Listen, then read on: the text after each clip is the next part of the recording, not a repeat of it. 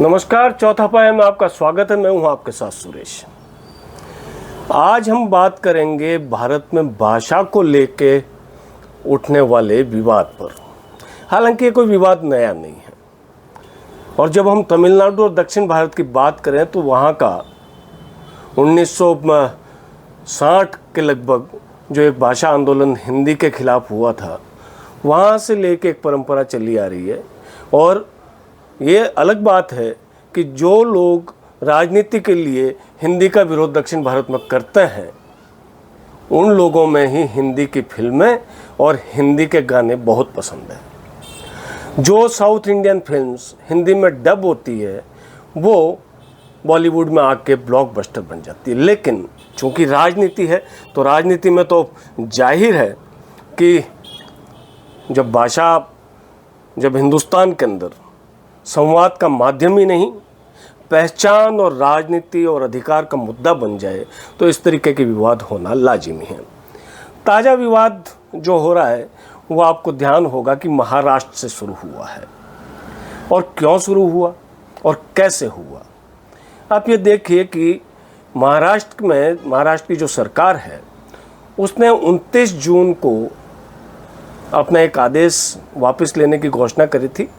और वो इसलिए वापस लेना पड़ा कि MNS यानी राज ठाकरे की पार्टी, महाराष्ट्र नवनिर्माण सेना और उद्धव ठाकरे की शिवसेना ने तीसरी भाषा का विकल्प यानी त्रिभाषा फॉर्मूला जो महाराष्ट्र की सरकार ने लागू करने का फैसला किया तो उसके खिलाफ में खुलकर सामने आ गए।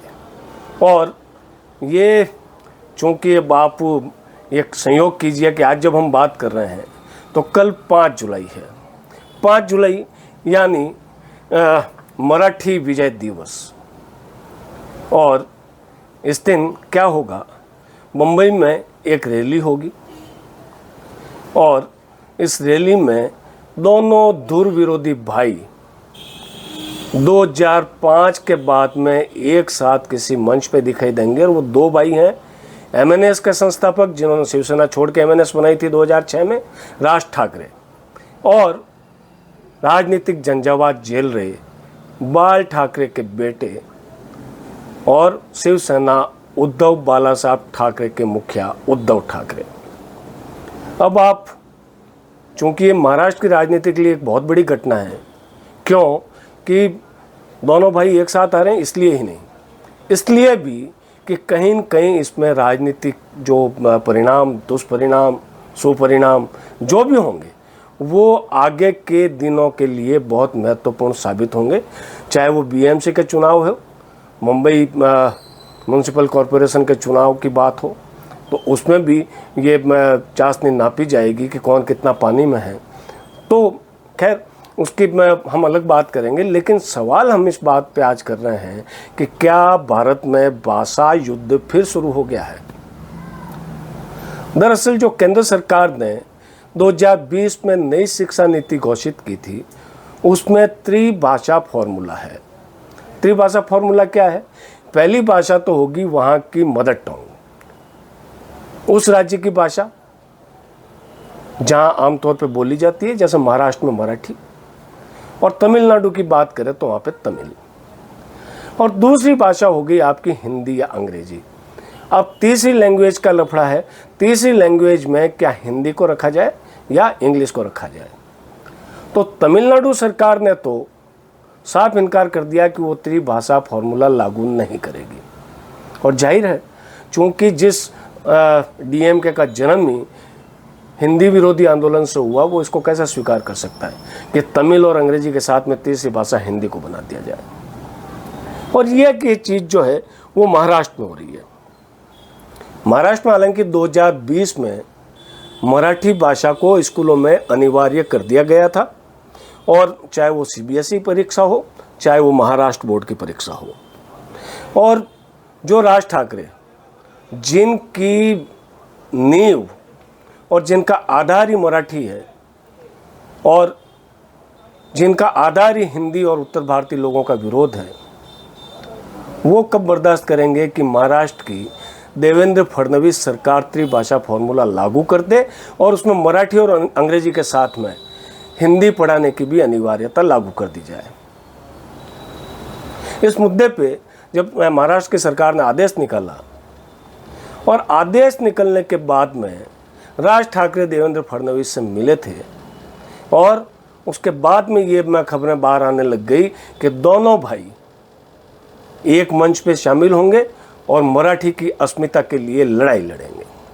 अब चूंकि कल 5 जुलाई को मराठी विजय दिवस है तो मुंबई में रैली हो रही है।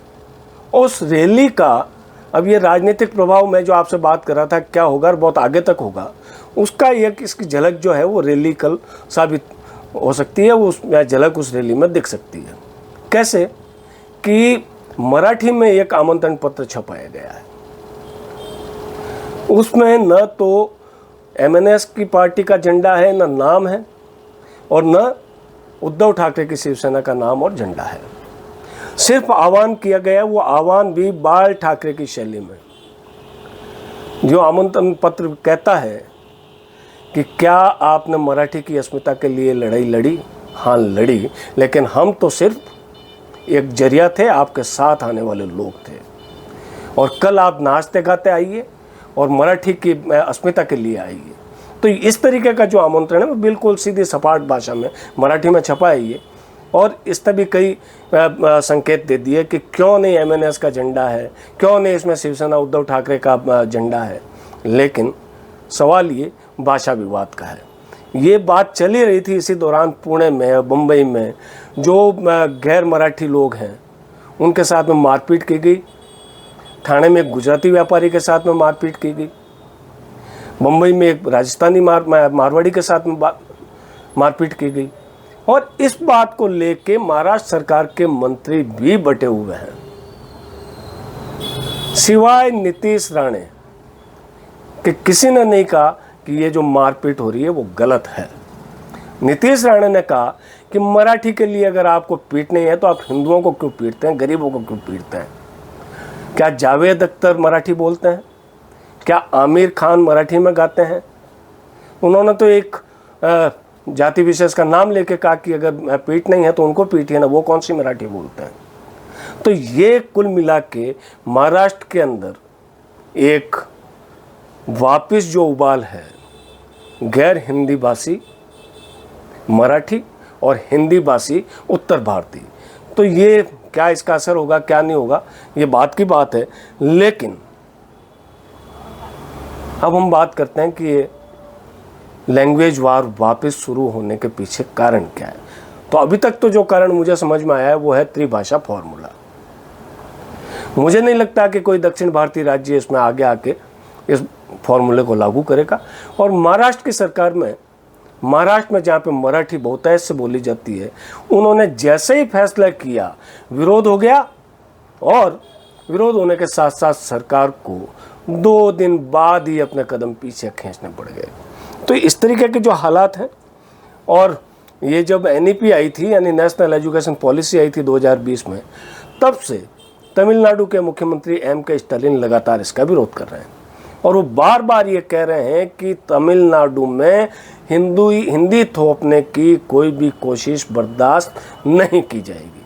अब जाहिर है चूंकि तमिलनाडु में चुनाव है, तो चुनाव में तो राजनीति का आधार ही जो है वो डीएमके का हिंदी विरोध है, तो क्यों नहीं इस मौके का फ़ायदा उठाएंगे।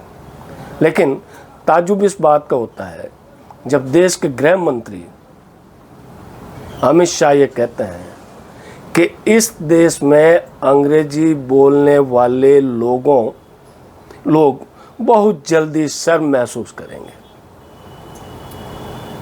समझ में आती है कि वो आरएसएस से जुड़े हैं और अंग्रेजी को आरएसएस जो है वो औपनिवेशिक भाषा मानता है, कॉलोनियल भाषा मानता है, और कहता है कि अंग्रेजों की देन है, तो उनका विरोध ठीक है।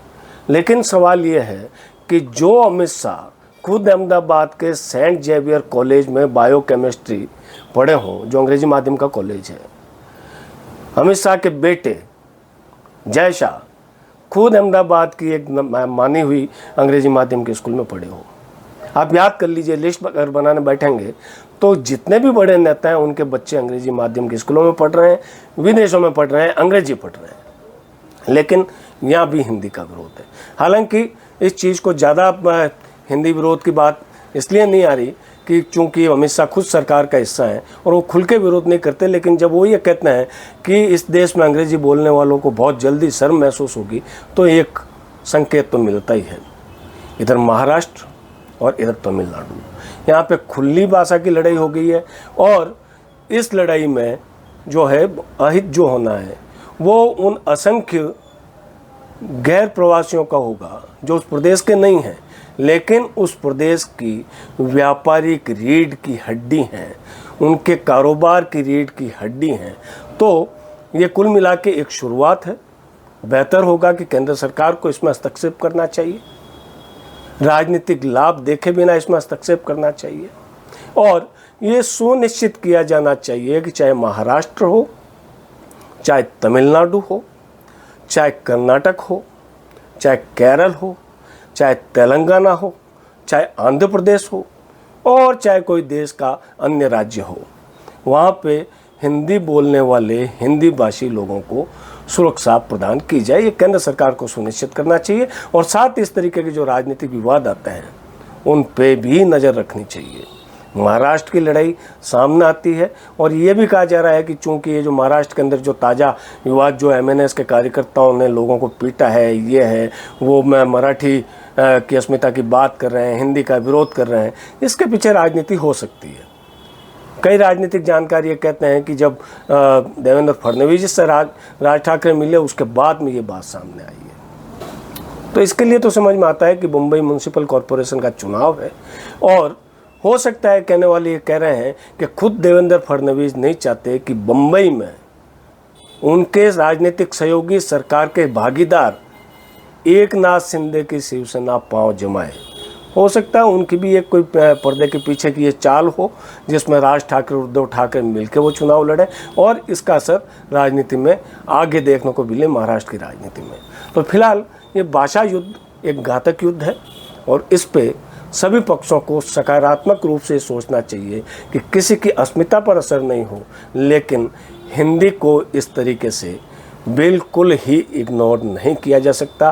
केंद्र सरकार को इस बारे में राज्यों से बात करनी चाहिए और खामखा अनावश्यक रूप से इस तरीके का कोई विवाद जो है उसको बढ़ने से रोकना चाहिए। तो आज के एपिसोड में इतना ही। कल आपसे किसी और मुद्दे पर बात करेंगे। आप हमारे चैनल को लाइक और सब्सक्राइब जरूर कीजिए। मुझे दीजिए इजाज़त। नमस्कार।